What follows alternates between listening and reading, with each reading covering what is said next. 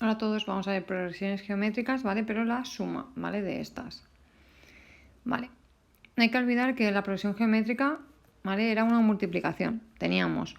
Se conseguía ese patrón con el primer número multiplicándolo por una razón elevado a n-1, ¿vale? La razón es la primera, la r, ¿vale? Esta parte que tenemos aquí, y este es el primer término. ¿Para qué hay que tener esto en cuenta? Pues en la suma, ¿vale? Aunque tengáis ahí esa fórmula, nos vamos a quedar con esta parte de aquí. Vale. En esa parte de ahí, ¿vale? Tenemos distintas partes, por tanto tenemos que tener en cuenta desde dónde hasta dónde va. Por tanto, ¿qué tenemos en cada una de estas partes? Pues el primer término, en este ejemplo que tenemos aquí abajo, ¿vale? Sería este 3 que tenemos aquí. ¿Vale? Ese sería el primer término donde tenemos que poner A1.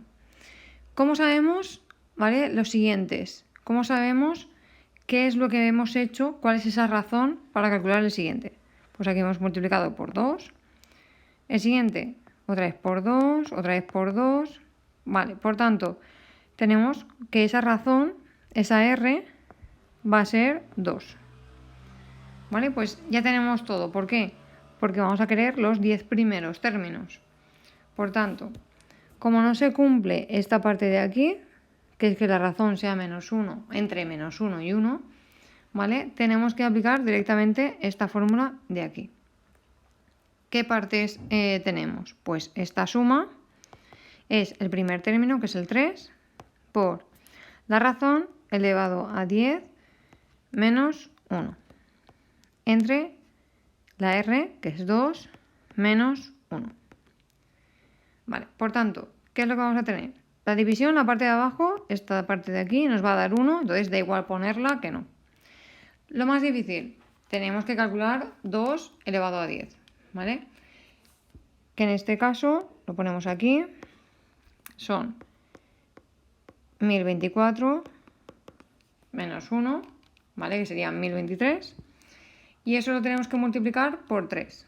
Por tanto, la suma de los 10 primeros números daría esta parte de aquí. Vamos a ver el siguiente ejemplo.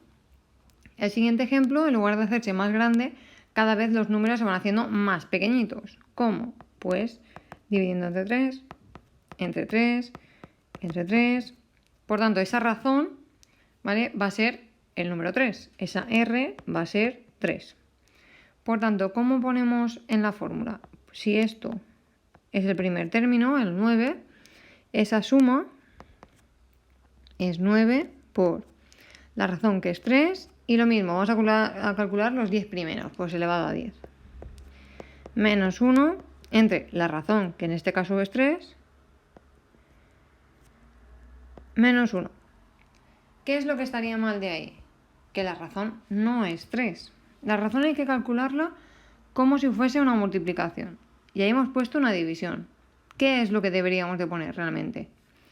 1 partido 3, que es lo que hemos visto en el otro vídeo. Por tanto, lo que está elevado a 10 es 1 partido 3. Y aquí lo mismo, 1 partido 3. ¿Vale? Sería un 0,3. Por tanto, en esta suma de aquí no haría falta calcular con esta suma. Podríamos calcular directamente con la de abajo, con esta de aquí. Por tanto, tenemos que el primer término es 9 y 1 menos la razón, que es 1/3. Entonces, si nosotros calculamos eso, ¿vale? 1 menos 1/3, ahí lo podemos calcular por partes. 9 entre 2 partido 3. ¿Vale? Para que lo vayáis calculando entre partes. ¿Y qué nos quedaría entonces? 13,5. ¿Vale? ¿Veis esa diferencia? Es porque luego lo que se va sumando cada vez es más pequeño, ¿vale? Como veis aquí. Y aquí, al contrario, cada vez es más grande. Por ese número es tan grande, ¿vale? Por eso hay tanta diferencia de una suma a otra, aunque sean también los 10 primeros números.